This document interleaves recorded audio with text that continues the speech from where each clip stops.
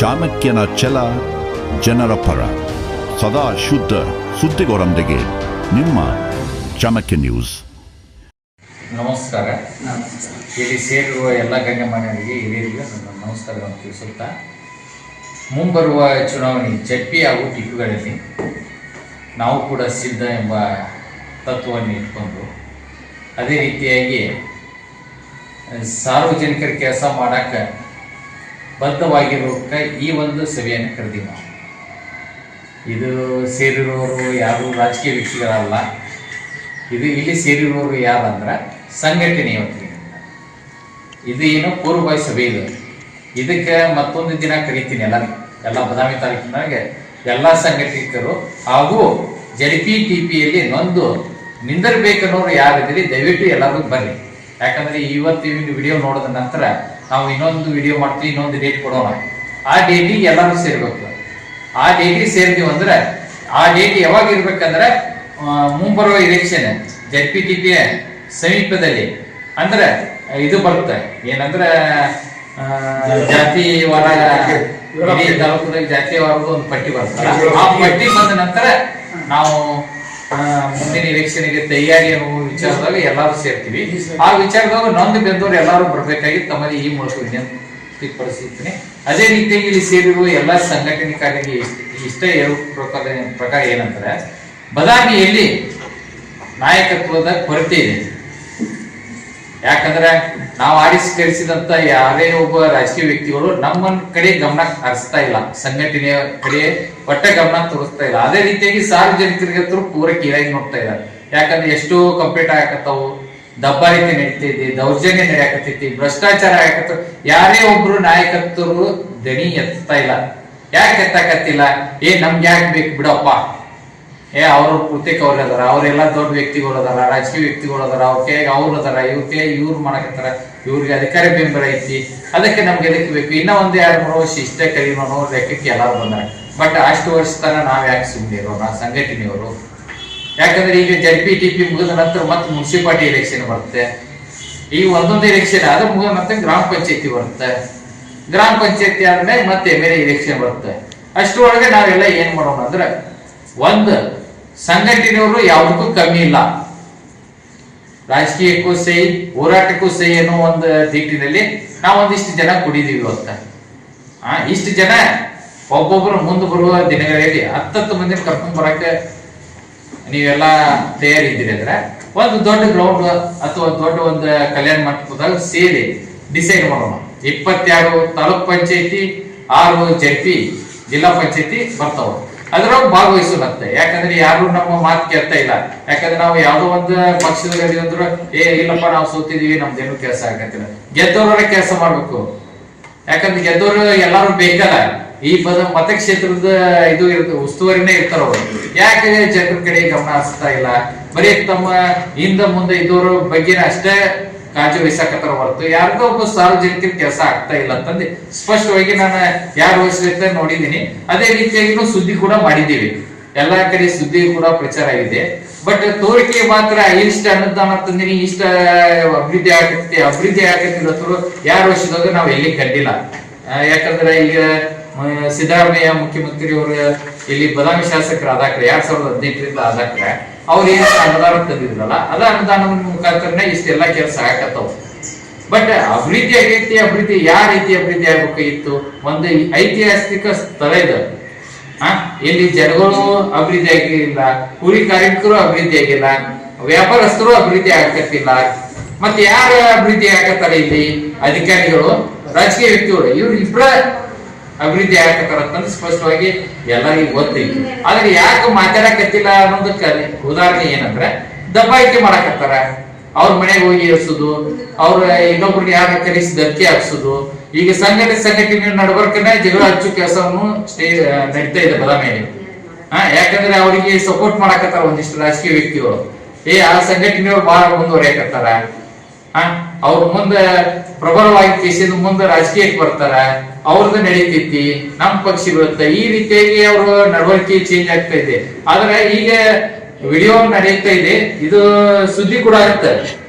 ಸುದ್ದಿದೊಳಗೆ ನೇರವಾಗಿ ಒಂದಿಷ್ಟು ಸಂಘಟನೆಯವರು ಏನ್ ಧಮಕಿ ಮಾಡಕತ್ತಿರಲ್ಲ ವೀಕ್ ಇದ್ದ ಸಂಘಟನೆಗಳಿಗೆ ಅದಕ್ಕೆ ತಕ್ಕ ಉತ್ತರ ಸಮೀಪದ ಕೊಡ್ತೀವಿ ನಾವು. ಅದೇ ರೀತಿ ರಾಜಕೀಯ ವ್ಯಕ್ತಿಗಳು ಏನೇ ಈ ಸಂಘಟನೆಗಳು ಹಿಡ್ಕೊಂಡು ಗುಂಡಾಗಳು ಹಿಡ್ಕೊಂಡು ಏನೇ ಸಾರ್ವಜನಿಕರ ಮ್ಯಾಗೆ ಪ್ರಜೆಗಳ ಮ್ಯಾಗೆ ಹಾಗೂ ಸಂಘಟನೆಗಳ ಮ್ಯಾಗೆ ಏನ್ ದಬ್ಬಾಳಿಕೆ ಮಾಡಕತ್ತಿರ ಅದನ್ನ ನಿಂದಿಸಲಿಲ್ಲ ಅಂದ್ರೆ ಮುಂದೆ ಬರುವ ದಿನಗಳಲ್ಲಿ ಬದಾಮಿ ಪೂರ ಏನಾಗುತ್ತೆ ಅನ್ನೋದು ನಿಮ್ಗೆ ತೋರಿಸ್ಕೊಡ್ತೀನಿ. ಯಾಕಂದ್ರೆ ಈಗ ನಿಮ್ದು ಅಧಿಕಾರ ಐತಿ, ನೀವ್ ಏನೇನ್ ಮಾಡ್ತೀರಿ ಮಾಡ್ರಿ, ಬಟ್ ಇನ್ನ ಒಂದು ವರ್ಷ ಅನ್ನಟ್ಟಿಗೆ ನಿಮ್ದು ಏನಾಗುತ್ತೆ ಗೊತ್ತಿಲ್ಲ.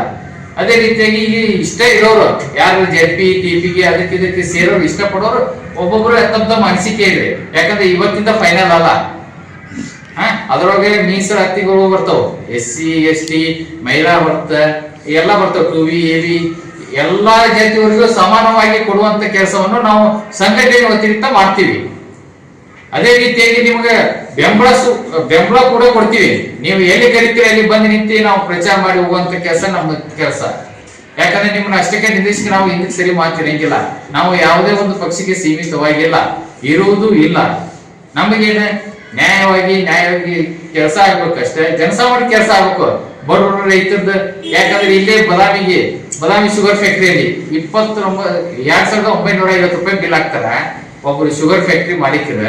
ಅದ ಶುಗರ್ ಫ್ಯಾಕ್ಟರಿ ಮಾಲೀಕರ ಕಲ್ಲಾಪುರದಾಗ ಅವ್ರದ ಫ್ಯಾಕ್ಟರಿ ಐತಿ ಬದಾಮಿ ತಾಲೂಕದಾಗ, ಅಲ್ಲಿ 3000 ಹಾಕಿ ಇಲ್ಲಿ 2950 ಹಾಕಕತ್ತಾರ. ಇದರ ಒರಿಜಿನಲ್ ಗೌರ್ಮೆಂಟ್ ನಿಗದಿಪಡಿಸಿದ್ದ 3430 ರೂಪಾಯಿ ನಿಗದಿಪಡಿಸಿದಾರೆ. ಇದನ್ನ ಯಾರು ಕೇಳ್ತಾ ಇಲ್ಲ. ಯಾಕೆ ಕೇಳ್ತಾ ಇಲ್ಲ? ಎಲ್ಲಾರು ಮುಚ್ಚ ಹಾಕಕತ್ತಾರೆ. ಇದು ರೈತರ ಹತ್ರ ಏನ್ ಅವ್ರಿಗೆ ಸವಲತ್ತುಗಳು ಸಿಗ್ತಾ ಇಲ್ಲ, ಅವ್ರ ಮ್ಯಾಗ ದಬ್ಬಾಳಿಕೆ ಬಾಳ ಆಗತೈತಿ.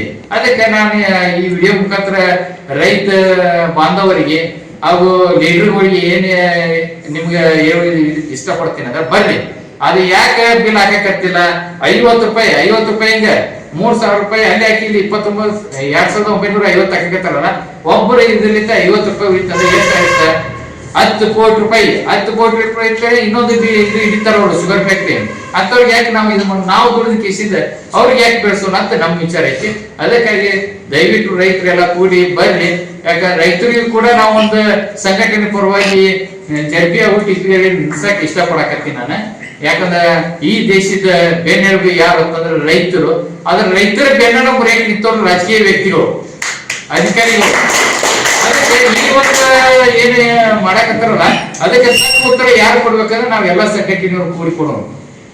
ಅದಕ್ಕೆ ದಯವಿಟ್ಟು ಮಹಿಳೆಯರಿಗೂ ಅನ್ಯಾಯ ಬಹಳ ಆಗ್ತಾ ಇದೆ, ಅದೆಲ್ಲ ಗಮನಿಸ್ತಾ ಇಲ್ಲ.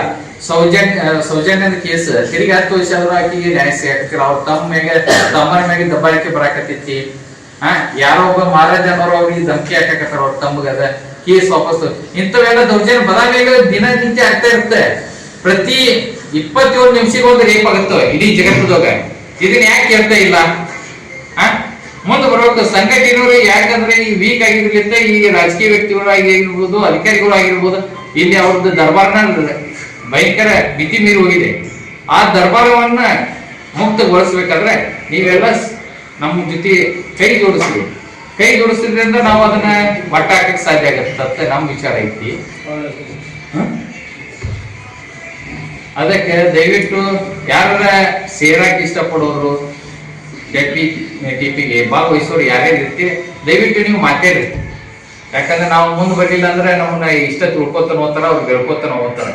ಆ ಕೆಲಸ ಆಗ್ಬಾರ್ದಂತ ನನ್ನ ವಿಚಾರ ಐತೆ. ಬದಾಮಿ ತಾಲೂಕಿಗೆ ಒಬ್ಬ ಒಳ್ಳೆ ನಾಯಕನ ಮುಂದಿನ ದಿನಮಾನಗಳಲ್ಲಿ ತರುವ ವ್ಯವಸ್ಥೆ ಮಾಡೋಣ. ನಮ್ಮ ಪಕ್ಷ ಇಂಪಾರ್ಟೆಂಟ್ ಅಲ್ಲ, ಕೆಲಸ ಬೇಕು ನಮ್ಮ ಬದಾಮಿ ಮತಕ್ಷೇತ್ರ ಯಾವ ರೀತಿ ಇಂಪ್ರೂವ್ ಆಗ್ಬೇಕಾಗಿತ್ತಂದ್ರೆ ಒಂದು ಹುಬ್ಳಿ ಅಂತ ಸಿಟಿ ಅಥವಾ ಬಾಗಲಕೋಟೆ ಅಂತ ಸಿಟಿ ಹೆಂಗಿರ್ಬೇಕಾಯ್ತು ಹಂಗ ಆಗ್ಬೇಕಾಯ್ತು. ಇಲ್ಲಿ ಎಲ್ಲಾರು ಬದಾಮಿ ತಾಲೂಕದ ಬಂದು ಎಂತಿಂತರು ಬಂದು ಇದು ಮಾಡಿ ಹೋಗ್ಯಾರ.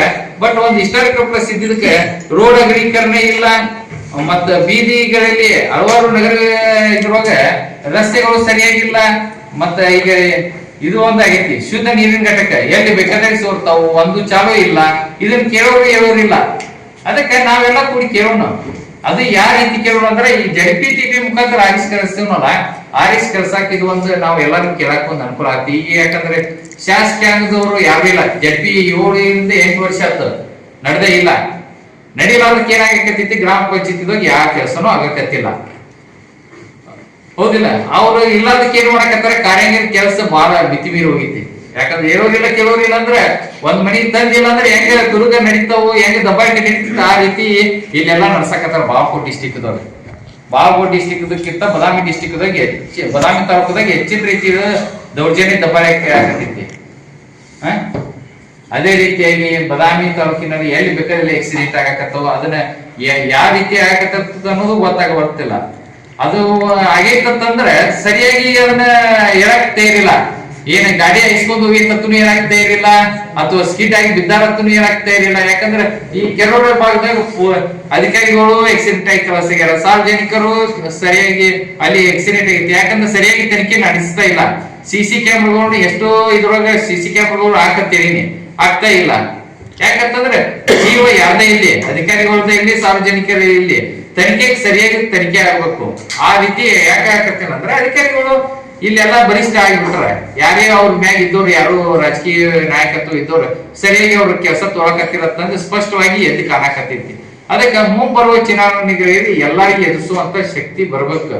ಅದಕ್ಕೆ ಒಬ್ಬೊಬ್ರು ಯಾರು ರೆಡಿ ಆದ್ರೆ ಆಯಾ ತಾಲೂಕ್ ಪಂಚಾಯತಿಗೆ ರೆಡಿ ಆಗ್ರಿ ದಯವಿಟ್ಟು. ಯಾಕಂದ್ರೆ ನಿಮ್ಗೆ ಏನು ಸಪೋರ್ಟ್ ಇಲ್ಲ ಅಂತ ತಿಳ್ಕೊಳಕ್ ಕೂಡ, ಹಣ ಒಂದೇ ಸಪೋರ್ಟ್ ಅಲ್ಲ, ಜನ ಬಹಳ ಇಂಪಾರ್ಟೆಂಟ್.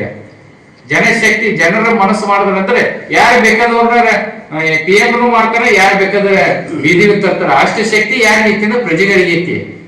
ಆ ಪ್ರಜೆಗಳು ಎದ್ದು ನಿಂದಿರಿ. ಪ್ರಜೆಗಳು ಏನ್